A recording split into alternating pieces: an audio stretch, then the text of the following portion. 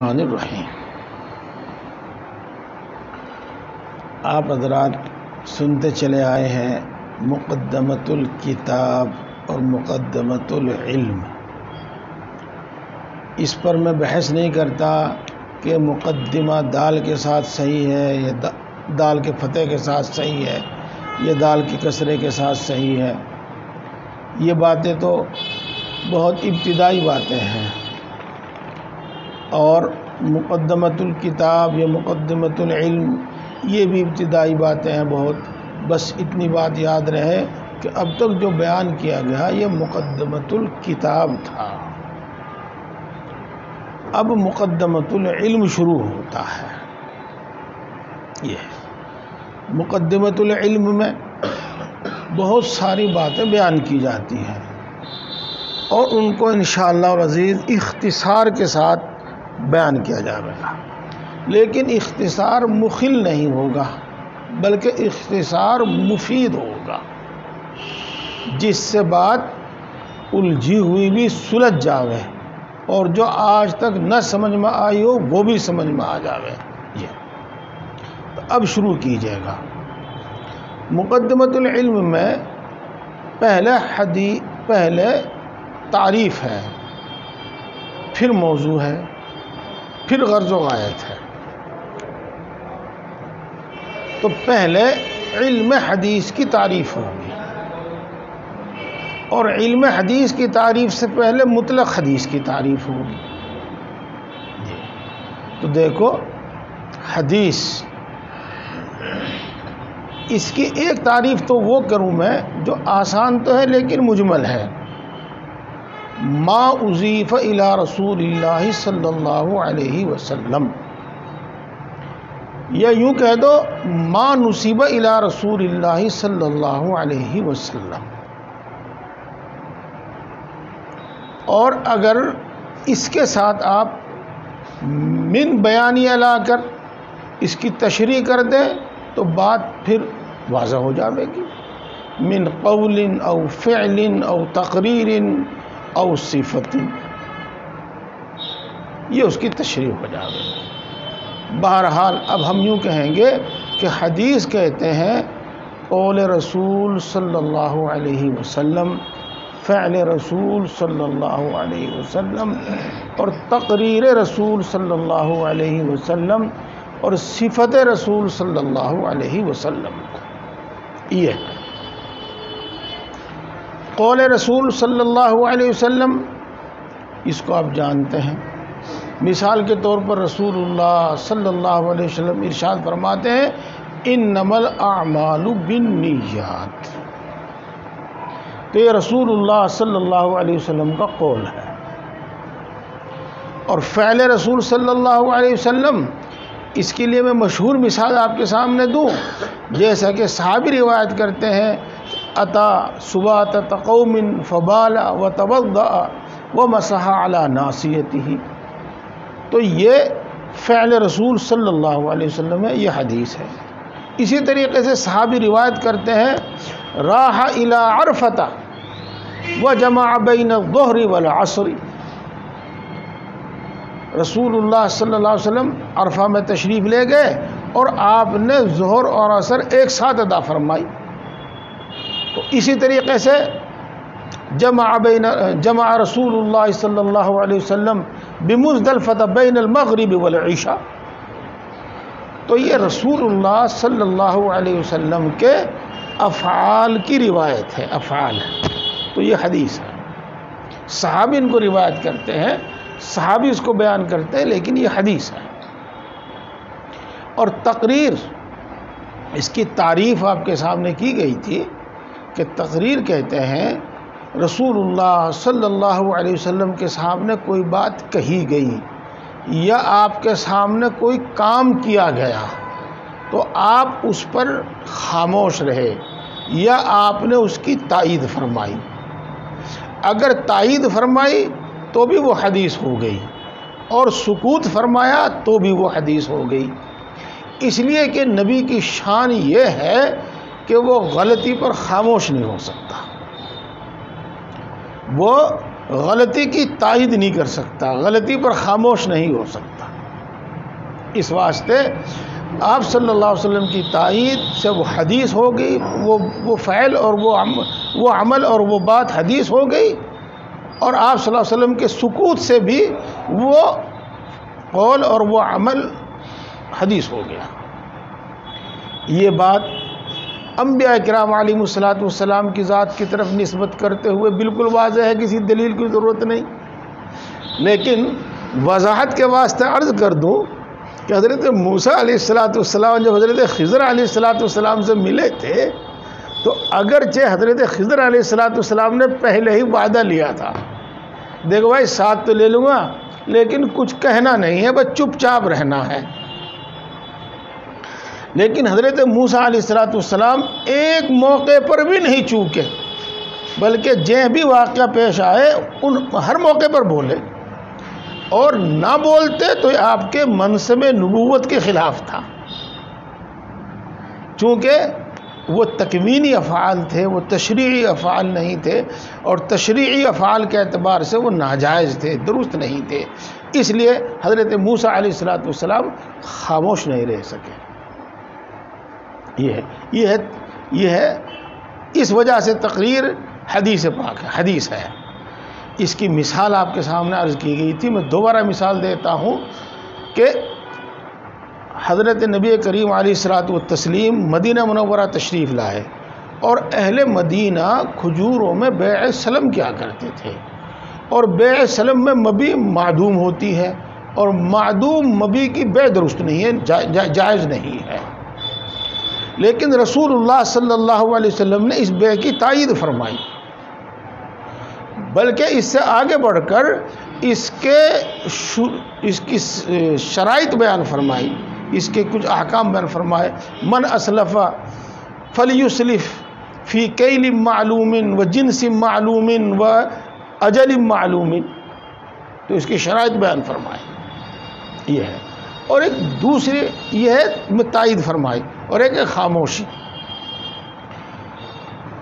جب مسئلہ عزل کا ہوا، عزل کا مسئلہ پیش آیا، تو صحابہ کرام رضوان اللہ تعالی علیہم اجمعین نے عزل کے جواز پر یہ دلیل پیش کی تھی کہ قرآن پاک نازل ہو رہا تھا، رسول اللہ صلی اللہ علیہ وسلم ہمارے درمیان موجود تھے، اور ہم اپنی باندیوں سے اور اپنی بیویوں سے عزل کیا کرتے تھے۔ تو یہ تقریر اس طرح پر ہے کہ اگرچہ ایک مخفی معاملہ ہے، لیکن بہرحال رسول اللہ صلی اللہ علیہ وسلم کو کسی نہ کسی طرح علم ہوگا، اور اگر رسول اللہ صلی اللہ علیہ وسلم کو کسی ذریعے سے علم نہ بھی ہوا ہو تو اگر یہ علم ہو گیا، لیکن آپ نے منع نہیں فرمایا، یوں کہو منع نہیں فرمایا، اور اگر آپ صلی اللہ علیہ وسلم کو کسی ذریعے سے علم نہیں بھی ہوا، اس کو مان لو، تو بہرحال وحی کے ذریعے تو یہ علم آپ تک پہنچایا جا سکتا تھا کہ یہ لوگ ایسا کر رہے ہیں، ان کو اس کی ممانعت ہے، لیکن اس سلسلے میں کوئی وحی بھی نازل نہیں ہوئی، تو اس کو کہیں گے تقریر جو سکوت کے ساتھ ہے۔ اب آ جائیے صفت رسول۔ یہاں صفت رسول سے مراد سمجھیے گا آپ کہ صفت کی دو قسمیں ہیں، ایک ہے صفت اختیاریہ، اور جس کو آپ کہہ سکتے ہیں صفت خلقیہ، جس کو ہم کہتے ہیں عادت، اور ایک ہے صفت غیر اختیاریہ، جس کو ہم کہہ سکتے ہیں صفت خلقیہ۔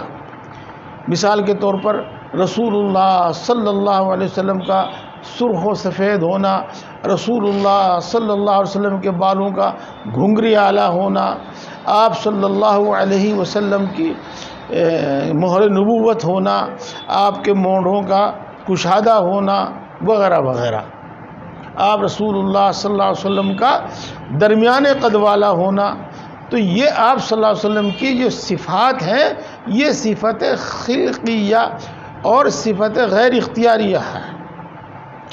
حدیث میں دونوں قسم کے احوال سے بحث کی جاتی ہے، دونوں قسم کی صفات بیان کی جاتی ہیں، صفت خلقیہ بھی اور صفت خلقیہ بھی۔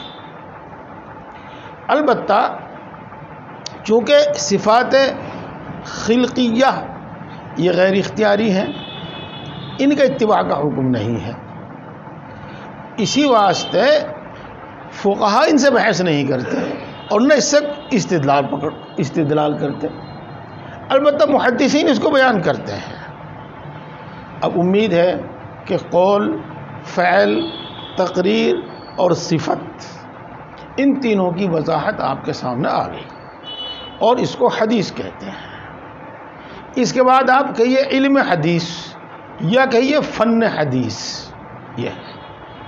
اب دیکھو، بعض حضرات تفصیلات بیان کرنے میں مہارت رکھتے ہیں، ان کو اس سے غرض نہیں ہوتی کہ ان کا مخاطب اس بات کو سمجھے بھی یا نہ سمجھے۔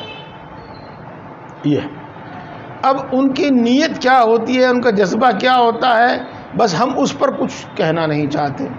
ہاں، بہرحال میں آپ کو پہلے اس اختصار کے ساتھ سمجھاؤں کہ پوری بات آپ کی سمجھ میں آ جاوے، اور جب بات آپ کے سمجھ میں آ جاوے، آپ کا ذہن اس کو پکڑ لے، تو اگر اس میں پھر کوئی تفصیل بھی بیان کر دی جاوے، اس میں کوئی اختلاف بھی بیان کر دیا جاوے، تو ذہن اس کو بھی لے لیتا ہے، اور اولنی بہت ساری تفصیل کر دی جاوے، اس کو پھیلا دیا جاوے، تو سمجھنا اور سمجھانا دونوں ہی دشوار ہو جاتے ہیں۔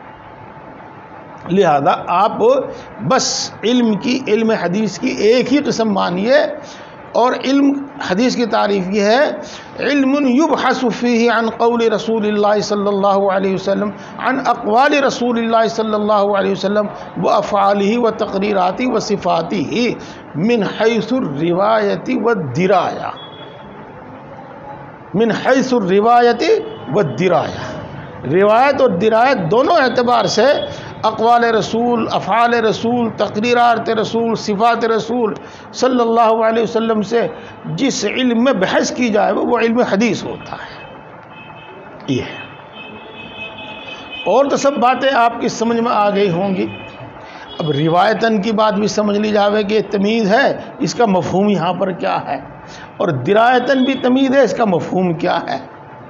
یہ ہے، تو دیکھو پہلی بات تو آپ سنیے گا بالکل اپنے الفاظ میں، بالکل اپنے الفاظ میں، جس سے مفہوم بات سمجھ میں آ جاوے۔ روایت کا کیا مطلب ہے، روایت کا کیا مطلب، کس نے بیان کیا اور کیا بیان کیا، بس سیدھی بات یہ ہے۔ اس حیثیت سے بحث کی جاتی ہے کہ کس نے بیان کیا اور کیا بیان کیا، بس من روا ما روا، من روا یہ سند ہو گئی، اور ما روا یہ متن ہو گیا، اور اس میں اور کسی دوسری چیز سے بحث نہیں کی جاتی، بس روایت سے، سند سے بحث کی جاوے گی، اس اعتبار وہ متصل ہے، منقطع ہے، کیسی ہے، اور متن سے بحث کی جاوے گی کہ یہی الفاظ ہیں یا کم و بیش الفاظ ہیں، یہی الفاظ ہیں یا کچھ دوسرے الفاظ ہیں، بس اس سے بحث کی جاتی ہے۔ یہ مطلب ہوا روایتاً کا۔ اور درایتاً کا کیا مطلب، درایتاً کا، ہاں اس کو دیکھو، اس کی وضاحت کرتے ہوئے کہہ سکتے ہیں اتصالاً و انقطاعاً، اس کا تعلق سند سے ہی ہے۔ چلو اب آج درایتاً کا کیا مطلب ہے، اس کو بھی میں پہلے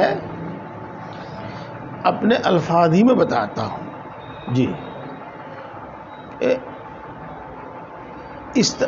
بحث کرنا جس سے رسول اللہ صلی اللہ علیہ وسلم کی مراد واضح ہو جائے۔ درایت کا مطلب یہ ہوتا ہے بحث کرنا جس سے رسول اللہ صلی اللہ علیہ وسلم کی مراد واضح ہو جائے، بس یہ اس کی درایتاً کا مفہوم ہے، درایتاً کا مفہوم یہ۔ اب اس کی تشریح ہے، اس کی تشریح یہ ہے کہ مراد جو واضح ہوتی ہے اس کے واسطے کئی چیزوں کی ضرورت پیش آتی ہے۔ نمبر ایک، الفاظ کی صحت، کہ یہ الفاظ ہے اور اس کا تلفظ اس طرح پر ہے۔ جب اس کا تلفظ متعین ہوتا ہے تو پھر اس کے معنی بھی متعین ہوتے ہیں۔ عربی میں تو بات بالکل واضح ہے۔ تو الفاظ، پھر الفاظ کے معنی، اور پھر ترکیبی اعتبار سے اس کی مراد۔ یہ جب یہ چیزیں واضح ہو جاویں تو اس کے بعد پھر اس سے احکام کا استنباط اور استخراج، جو نبی کی بعثت کا مقصد ہے، یہ یاد رکھ لینا۔ فضائل بیان کرنا، اس کو یاد رکھنا، یہ نبی انبیاء کی بعثت کا مقصد نہیں ہے۔ احکام بیان کرنا یہ انبیاء کی بعثت کا مقصد ہے۔ تو اللہ کے رسول صلی اللہ علیہ وسلم کی مراد سے احکام کا استنباط اور استخراج کیا جاوے، اور اس کے بعد کا ایک مرحلہ آتا ہے، یا یوں کہو کہ اس سے پہلے کا ایک مرحلہ آتا ہے۔ دونوں ہی صورتیں ہو سکتی ہیں۔ اگر احادیث میں تعارض ہو جاوے، اقوال رسول، افعال رسول وغیرہ میں، بس حدیث کہہ لیجیے گا، احادیث میں اگر تعارض ہو جاوے تو سب سے پہلے اس میں تطبیق کی کوشش کی جاتی ہے، اگر احادیث میں تطبیق ہو جاوے تو پھر بہتر، اور اگر تطبیق کی کوئی صورت نہ بن سکے تو پھر ترجیح کہ ایک حدیث کو دوسری حدیث پر ترجیح دی جاتی ہے، اور جس کو ترجیح دی جاتی ہے اس پر عمل کیا جاتا ہے، اور جس کو مرجوع قرار دیا جاتا ہے اس کو چھوڑ دیا جاتا ہے، یا اس سے ایک بعد کے درجے کا، ہلکے درجے کا کوئی حکم ثابت کر دیا جاتا ہے، مثلا سنت ہونا ثابت کر دیا جاوے وغیرہ۔ تو یہ ہے درایتاً، تو امید ہے کہ بات آپ حضرات کی سمجھ میں بھی آ گئی ہوگی، اور علم حدیث کی یہ پوری تعریف ہو گئی۔ علم یبحث فیہ عن اقوال رسول اللہ صلی اللہ علیہ وسلم و افعالہ و تقریراتہ و صفاتہ روایتاً و درایتاً، یہ ہے۔ اب آپ کو میں جو دوسری بات بتاؤں گا وہ آسانی سے سمجھ میں آ جائے گی۔ اگر ہم اس کے دو ٹکڑے کر لیں تو پھر یہ دو تعریف ہو جائیں گی، اور پھر یہ دو فن ہو جائیں گے۔ علم یبحث فیہ عن اقوال رسول اللہ صلی اللہ علیہ وسلم و افعالہ و تقریرات و صفات روایتاً، تو اس کو کہا جاوے گا علم روایت حدیث۔ اور اگر اس کی ایک دوسرا ٹکڑا یہ کر لیا جاوے، علم یبحث فیہ عن اقوال رسول اللہ صلی اللہ علیہ وسلم و افعالہ و تقریراتہ و صفاتہ درایتاً، تو یہ علم حدیث کی ایک دوسری قسم ہو جائے گی۔ لیکن اقسام زیادہ کرنے سے فائدہ نہیں ہے، بلکہ اقسام کم رہیں اور سب اس کے اندر آ جائیں تو یہ فائدہ ہے۔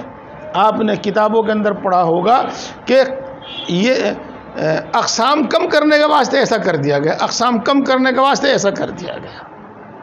بہرحال علم حدیث کی تعریف کی، اور ایسی تعریف کی جس میں علم حدیث روایتاً بھی کی تعریف بھی ہو گئی، اور علم حدیث درایتاً کی تعریف بھی ہو گئی، اور اگر آپ ان دونوں کو الگ الگ کرنا چاہیں تو الگ الگ کر لیجئے گا، کوئی مسئلہ نہیں ہے۔ یہ ہو گیا جی۔ اب اس کے بعد اس کی تعریف بھی میں کر دوں آپ کو، چونکہ یہ بات آپ کے لیے مفید ہوگی۔ ایک ہوتا ہے علم اصول حدیث، علم حدیث اور علم اصول حدیث۔ تو علم اصول حدیث کی تعریف یہ ہے، علم بقوانین یعرف به احوال السند والمتن، علم بقوانین یعرف به احوال السند والمتن،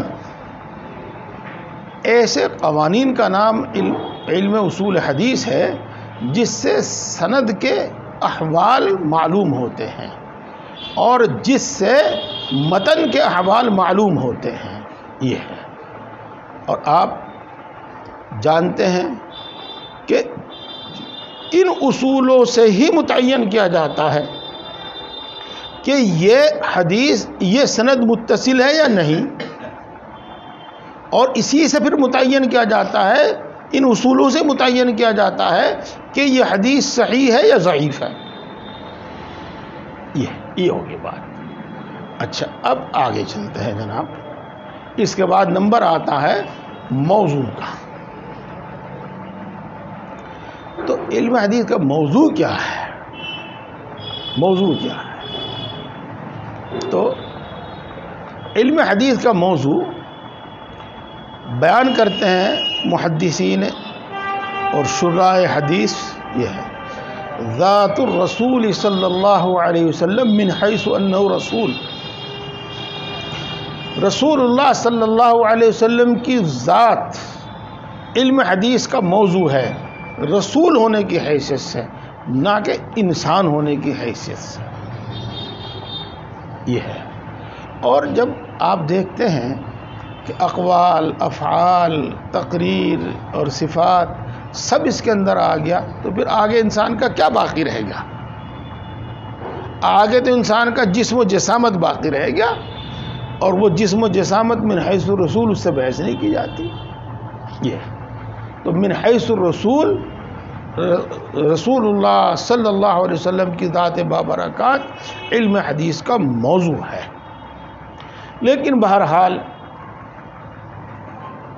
اس کی صحت کے باوجود بات واضح نہیں ہے، بات واضح نہیں ہے۔ جی ہاں، اگر اس کا موضوع یہ قرار دیا جاوے، جیسا کہ دوسرے محدثین یہی فرماتے ہیں، المرویات عن رسول اللہ صلی اللہ علیہ وسلم من حیث الاتصال والانقطاع ومن حیث الصحت والضعف، یہ رسول اللہ صلی اللہ علیہ وسلم کی احادیث، یہ جو آپ سے روایت کی گئی ہیں، حدیث کا لفظ تو یہاں نہیں لائیں گے کسی سبب سے، جو آپ سے جو مروی ہے، جو روایت کیا گیا ہے، تو وہ موضوع ہوتا ہے اتصال اور انقطاع کے اعتبار سے، صحت اور ضعف کے اعتبار سے، بلکہ یوں کہہ لو روایت اور درایت کے اعتبار سے، اس میں سب آ جائے گا، روایت اور درایت کے اعتبار سے یہ موضوع ہے، انہی سے بحث کی جاتی ہے۔ تو بہرحال دونوں موضوع بیان کیے جا سکتے ہیں، اور دونوں باتیں اپنی جگہ پر درست بھی ہیں۔ یہ حدیث پاک کا موضوع ہو گیا۔ اب آگے چلتے ہیں حدیث پاک کی غرض۔ غرض یوں تو آپ ماشاءاللہ عالم فاضل ہیں، آپ کو یہ باتیں معلوم ہیں، لیکن چونکہ مشغلہ نہیں رہا تو ہو سکتا ہے وہ آپ کے اساتذہ سے سنی ہوئی بات اب محفوظ نہ رہی ہوں۔ ایک تو ہے غرض اور ایک ہے غایت۔ یہ غرض و غایت اسی طرح بولا جاتا ہے اکثر و بیشتر، اور جس سے عام متن یہ سمجھا جاتا ہے کہ غرض و غایت دونوں مترادف ہیں، اس واسطے ان کو اس طرح بولا جاتا ہے۔ اور اگر ان کو مترادف کہہ دیا جاوے تو بھی کوئی غلط نہیں ہے، ہیں بھی یہ مترادف ہی، صرف حیثیت کا فرق ہے، حیثیت کا فرق ہے۔ یہ ہے مثال کے طور پر میں یہاں سے اٹھ کے چلوں، اور میرے اٹھ کے چلنے کا مقصد ہے کہ میں وضو کر کے آؤں، تو میرے اٹھنے کی غرض وہ وضو کرنا ہے، یہ غرض ہے۔ اب اگر میں اس مقام پر پہنچ کر وضو خانے میں پہنچ کر وضو کر لوں اور یہ غرض پائی جاوے تو یہ غایت ہے، تو وہی غرض ہے اور وہی غایت ہے۔ جب وہ چیز فعل پر ابھارے تو وہ غرض ہے، اور جب وہ چیز پائی جاوے تو وہ غایت ہے۔ یہ وہ چیز پائی جاوے تو وہ غایت ہے۔ یہ غرض کے بغیر تو کبھی فعل ہوتا نہیں، ہاں غایت کے بغیر ہو سکتا ہے۔ یہ مثال کے طور پر تجارت کی غرض کیا ہے؟ نفع، اور اسی بنا پر آدمی تجارت کرتا ہے، لیکن اگر مرتب ہو جاوے تو غایت ہے اور غایت پائی گئی ہے، اور اگر نقصان اور خسارہ، نقصان کی بجائے خسارہ ہو جاوے تو یہ غرض پائی نہیں گئی، یعنی غرض تو پائی گئی، غایت نہیں پائی گئی، غایت نہیں پائی گئی۔ تو ایک ہے غرض و غایت۔ اب حدیث کی یا علم حدیث کی غرض و غایت کیا ہے؟ علم حدیث کی غرض و غایت کیا ہے، یہ ایک سوال ہے۔ اس کے جواب سے پہلے میں آپ کو بتا دوں کہ کسی فعل کی غرض ایک سے زیادہ ہو سکتی ہے، ایک سے زیادہ ہو سکتی ہیں۔ مثال کے طور پر میں یہاں سے موٹر سائیکل اٹھا کے چلوں اور میں یوں کہوں کہ میں کان دڈے پر جاؤں گا، وہاں میں اپنا خط بھی بنواؤں گا، اور میں فلاں سے بھی ملاقات کروں گا، اور میں فلاں کام بھی کروں گا، اور فلاں کام بھی کروں گا، تو یہ متعدد اغراض ہو سکتی ہیں میرے فعل کی، میرے اس عمل کی متعدد اغراض ہو سکتی ہیں، تو کسی علم کی متعدد اغراض ہو سکتی ہیں۔ لیکن آپ جانتے ہیں کہ علماء کرام ایسے جامع معنی الفاظ استعمال کرتے ہیں جو سب کو شامل ہو جائے، سب کو شامل ہو جائے، اور ایسے ہونے بھی چاہیے۔ اور اگر پھر بھی شامل نہ ہو تو اس کو دوسری غرض بنا دیا جاوے، تیسری غرض بنا دیا جاوے، وغیرہ وغیرہ۔ یہ تو علم حدیث کی غرض جو مجھے بڑی پسند آئی ہے اور بہت صاف ہے، جی معرفت کیفیت الاقتداء بالنبی صلی اللہ علیہ وسلم، معرفت کیفیت الاقتداء بالنبی صلی اللہ علیہ وسلم، رسول اللہ صلی اللہ علیہ وسلم کے اتباع کا طریقہ جاننا۔ رسول اللہ صلی اللہ علیہ وسلم کی اتباع ہم پر واجب ہے، آپ کا اتباع کیسے کیا جائے؟ تو وہ رسول اللہ صلی اللہ علیہ وسلم کی مراد کو پہچان کر اتباع ہوگا۔ معرفت کیفیت الاقتداء بالنبی صلی اللہ علیہ وسلم، یہ بات بالکل صاف ہو گئی۔ اور اسی طریقے سے اس کی ایک دوسری غرض بھی ہے، اور وہ غرض ہے الاحتراز عن الخطأ فی الانتساب الی النبی صلی اللہ علیہ وسلم، اقوال افعال کی رسول اللہ صلی اللہ علیہ وسلم کی طرف نسبت کرنے میں غلطی سے بچنا، اقوال اور افعال کی رسول اللہ صلی اللہ علیہ وسلم کی طرف نسبت کرنے سے بچنا، یہ اس کی غرض ہے۔ اور یہ دوسری غرض بالکل صحیح ہے، لیکن آپ غور فرمائیں گے تو علم حدیث میں جو تو کی تاریخ میں جو تو قید تھی، ایک روایتاً کی اور ایک درایتاً کی، تو جب ہم روایتاً کی طرف نظر کریں گے تو غرض و غایت بہتر یہ ہوگی الاحتراز عن الخطأ فی الانتساب الی النبی صلی اللہ علیہ وسلم، اور جب درایتاً کی طرف نسبت کریں گے تو پھر غرض یہ زیادہ بہتر معلوم ہوگی معرفت کیفیت الاقتداء بالنبی صلی اللہ علیہ وسلم، لہذا دونوں ہی غرض ہیں، اور پھر ان دونوں کا آپس میں بھی تعلق ہے۔ جی ہاں، کیفیت اقتداء کا طریقہ، اتباع کا طریقہ جاننے میں اس کی بھی ضرورت ہوتی ہے کہ پہلے تحقیق کی جاوے کہ یہ رسول اللہ صلی اللہ علیہ وسلم کا قول فعل ہے بھی کہ نہیں، یہ ہے۔ تو اس کی دونوں غرض ہیں، اور اس کے علاوہ اور بہت ساری اغراض بیان کرتے ہیں محدثین کرام، یہ ہے وہ اب اپنے ذوق کے اعتبار سے بیان کرتے ہیں۔ مثال کے طور پر آپ نے سنا ہوگا کہ ان فضائل کا حاصل کرنا اس کی غرض ہے جو آپ صلی اللہ علیہ وسلم نے حدیث کا اشتغال رکھنے والوں کے واسطے بیان فرمائے ہیں، تو بہرحال وہ بھی غرض ہے، وہ بھی غرض ہے، لیکن ہم اس کو فضیلت کہیں گے غرض کے بجائے۔ بس میں تو یہی ان دو باتوں کو مانتا ہوں۔ تو مقدمۃ الحدیث میں تعریف، موضوع، جی غرض و غایت، یہ جو تین چیزیں بیان کی جاتی ہیں وہ آپ کے سامنے آئی۔ اس کے بعد ہم سب سے پہلے آپ کے سامنے وجہ تسمیہ بیان کرتے ہیں۔ وجہ تسمیہ تو دیکھو، وجہ تسمیہ بھی میں ایسی بیان کر دوں جو فوراً آپ کی سمجھ میں آوے، غور کرنے کی بھی ضرورت نہ ہو اور سمجھ میں آ جاوے۔ جی ہاں، حدیث کے جو اصطلاحی معنی ہیں اس کے 4 اجزاء ہیں: اقوال، افعال، تقریرات اور صفات۔ دیکھو کیا کہے ہو، یہ اس کے 4 اجزاء ہیں.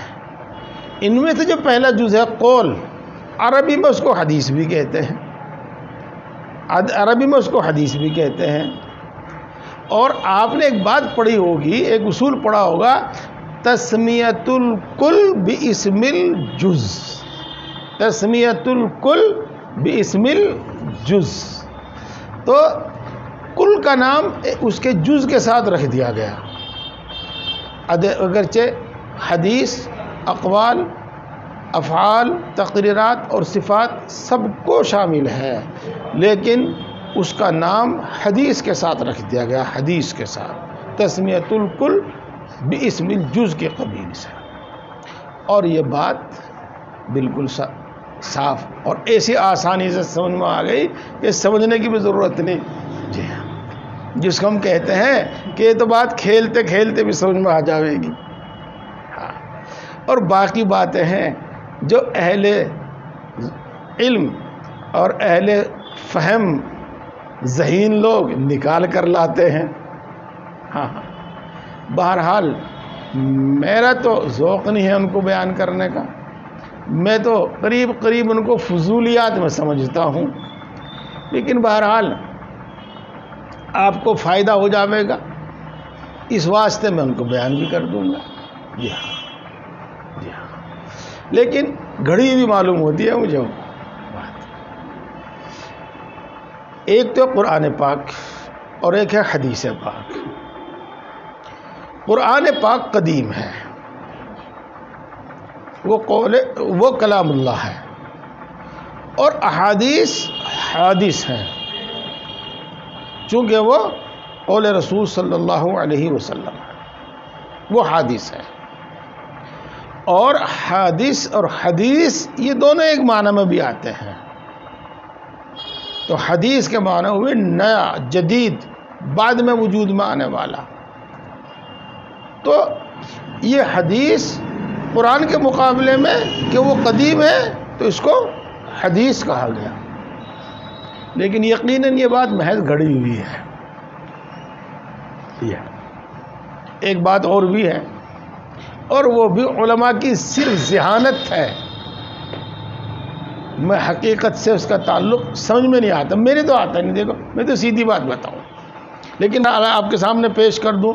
یہ میں جی اللہ تبارک و تعالیٰ قرآن پاک میں ارشاد فرماتے ہیں وَلَلْآخِرَةُ خَيْرٌ لَكَ مِنَ الْأُولَىٰ. اس کے بعد 3 چیزوں کا ذکر فرماتے ہیں. وَوَجَدَكَ ضَالًّا فَهَدَىٰ. نہیں، اس سے پہلے بھی ہے نا، کیا کس طرح سے ہے جی؟ أَلَمْ يَجِدْكَ يَتِيمًا فَآوَىٰ وَوَجَدَكَ ضَالًّا فَهَدَىٰ. جی،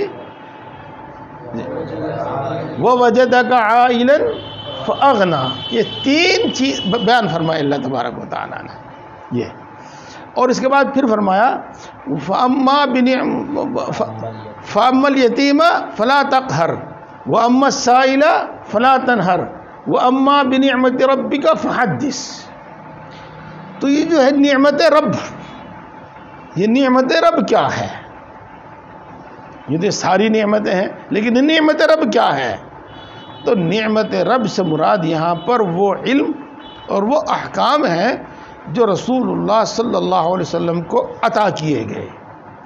اور وہ علم اور وہ احکام جو آپ کو عطا کر کے آپ کو گمراہی سے نکال کر ہدایت پہ لایا گیا.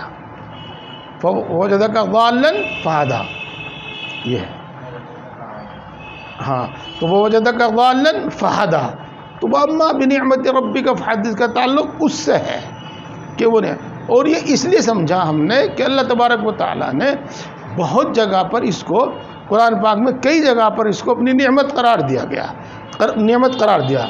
الْيَوْمَ أَكْمَلْتُ لَكُمْ دِينَكُمْ وَأَتْمَمْتُ عَلَيْكُمْ نِعْمَتِي. یہ نعمت قرار دیا گیا. تو نعمت کو بیان کرنے کا حکم ہے، جس کو کہتے ہیں تحدث نعمت کا حکم ہے. تو اسی سے یہ لفظ حدیث لیا گیا ہے، اسی سے یہ لفظ حدیث لیا گیا ہے کہ آپ جو اللہ کی نعمت کو یعنی احکام وغیرہ کو بیان فرماتے ہیں، بس وہ حدیث ہے۔ بہرحال یہ بھی ہے، باتیں تینوں کسی نہ کسی درجے میں صحیح ہے۔ پہلی بات آسان بھی ہے اور سمجھ میں آنے والی ہے بلا کسی کی، یہ اس کی وجہ تسمیہ ہو گئی۔ وجہ تسمیہ کے بعد ایک دوسری بحث یہاں پر ہم لاتے ہیں،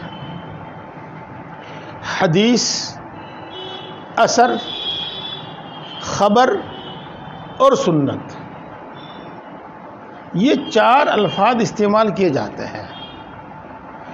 تو یہ چاروں کے چاروں الفاظ مترادف ہیں یا ان میں باہم کچھ فرق ہے؟ حدیث، اثر، خبر اور سنت، یہ ہے۔ تو دیکھو دوستو، یہاں پر آپ میری وہ پرانی بات یاد کیجئے گا جو سنت کے متعلق میں نے آپ کو بتائی تھی۔ اگر ہم ان کے لغوی معنی کو دیکھیں تو یقیناً ان سب میں خبر ہے، ان سب میں فرق ہے، لیکن جب اثر کے معنی بھی وہی متعین کر دیا جائے جو حدیث کے معنی ہے تو دونوں مترادف ہو جائیں گے اصطلاح کے اعتبار سے، اور خبر کے معنی بھی وہی متعین کر دیے جائیں جو حدیث کے معنی ہے تو مترادف ہو جائیں گے، اور سنت کے معنی بھی وہی متعین کر دیے جائیں جو حدیث کے ہیں تو سب کے سب مترادف ہو جائیں گے۔ لہذا اب آپ سنیے گا کہ ہم ان کے لغوی اعتبار سے نہیں بلکہ یہ جو علم حدیث میں استعمال ہوتے ہیں اصطلاح حدیث کے اعتبار سے بحث کرتے ہیں، سوال کرتے ہیں کہ مترادف ہیں کہ نہیں ہیں، یہ حدیث کے اعتبار سے یہ ہے۔ تو آپ یہ سمجھیے گا کہ جب خبر اصطلاح حدیث میں استعمال کیا جائے گا تو یہ حدیث کے مترادف ہوگا، اور حدیث اور خبر میں کوئی فرق نہیں ہوگا، یہ حدیث کے مترادف ہوگا۔ ہاں جب اس کو اصطلاح حدیث سے باہر لے لیں گے تو پھر یہ ظاہر بات ہے کہ میری تیری خبر پر بھی اور ملوک اور بادشاہوں کی تاریخ پر بھی اور بہت ساری چیزوں پر بولا جائے گا، لیکن اصطلاح حدیث میں یہ ایک ہی ہے۔ اب اس کے بعد آ جائیے لے لیجیے گا سنت کو۔ دیکھو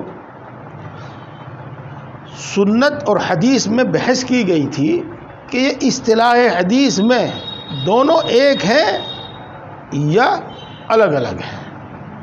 تو دیکھو میں نے آپ کے سامنے مفتی سعید احمد صاحب پالنپوری رحمۃ اللہ علیہ کا قول بیان کیا تھا جو میرے دل کو لگتا ہے، مجھے پسند آتا ہے، اور وہ یہ ہے کہ سنت کہتے ہیں الطریق المسلوک فی الدین، دین میں جس پر عمل کیا جاوے اس کو سنت کہتے ہیں، اور احادیث تمام کی تمام معمول بہا نہیں ہے۔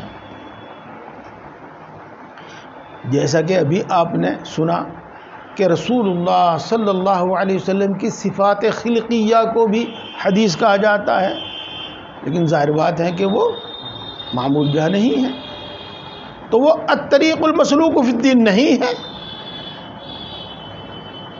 اسی طریقے سے احادیث منسوخ بھی ہے تو وہ حدیث ہے، لیکن الطریق المسلوک فی الدین نہیں ہے۔ ایسے ہی جیسے کہ ابھی آپ نے سنا کہ درایت حدیث میں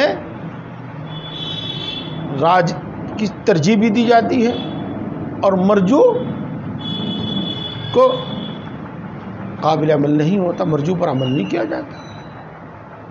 اور آپ نے ایک اصول پڑھا ہے اذا تعارض تساقط، کہ بعض مرتبہ دونوں ہی حدیثوں پر عمل نہیں کر پاتے کیونکہ دونوں میں تعارض ہے۔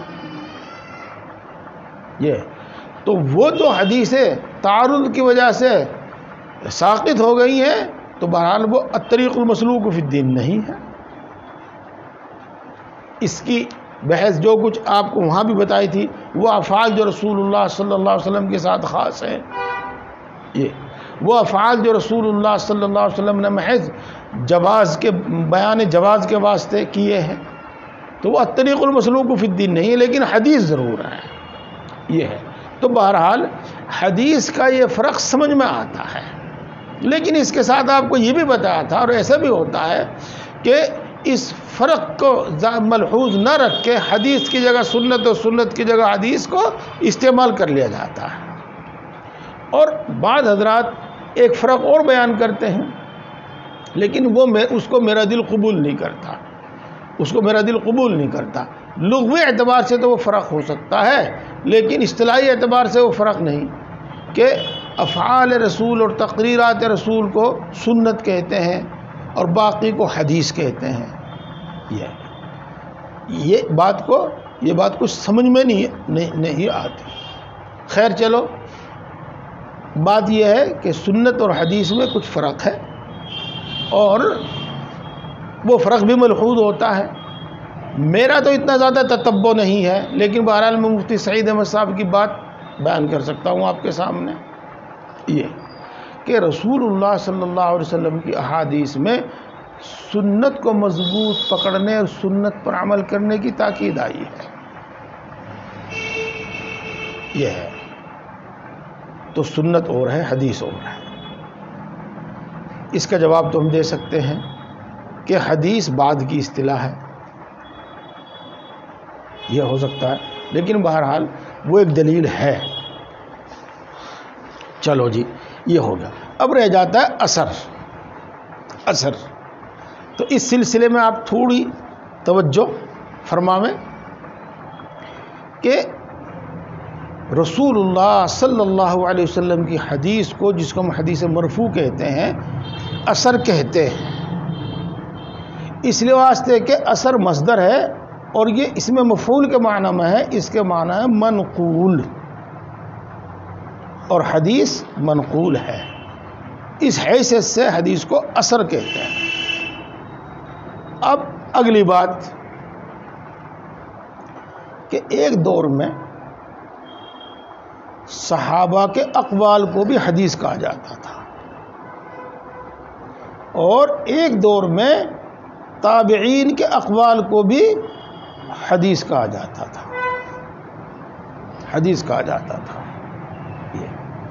اور اس اعتبار سے حدیث اور سنت اور اثر میں کوئی فرق نہیں ہے۔